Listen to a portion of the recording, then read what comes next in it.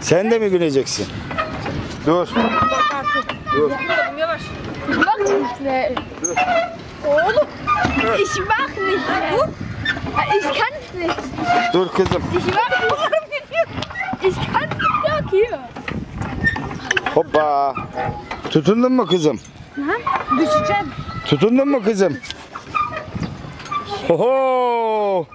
Hoho. Düşecektim kızım. Anan da sallanıyor orada. Bir şey yapıyor. Abi de burada sallanıyor.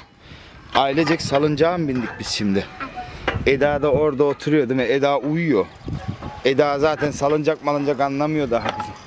Şu hamster tekeriymiş. Ben onu merak ettim ya. Ona girelim mi? Girelim mi ona? Hadi gel bir bakalım neymiş o. Gel. Gel abi, sen de gelecek mi? Gelecek mi oğlum? Gir bakalım içine. Geliyorum. Bir yardım edeyim sana. Dur atayım seni içine. Gir. Girdin mi? Ayakta dur şimdi. Ayağa kalk. Ayağa kalkabilecek misin kızım? Ne yapacağım?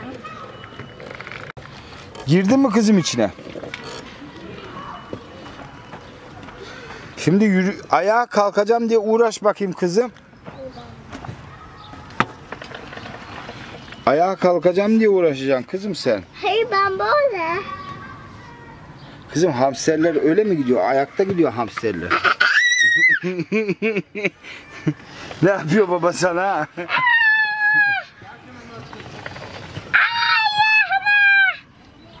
Dur buradan yapayım ben. Buradan gözükmüyorsun ki sen. Bakayım. Bakayım. Çekeyim mi kızım seni daha iyi olur. Dur. Dur kaydın mı? Evet. Dur o zaman öyle yat. Öyle yat kızım. Bu taraftan çekeyim ben. Yat sen öyle. Baba. Yat. Kayıyor musun? Gel çıkalım kızım. Sen anlamıyorsun bunu. Hamster gibi ayakta kalacağım burada. Sen yapamadın. Ben kendim yapacağım. Hadi kalkalım başka yere gidelim kızım. Bu büyük çocuklar içinmiş. Tamam. Ben gidiyorum. Baba. Efendim? Ben burada bunu yapacağım.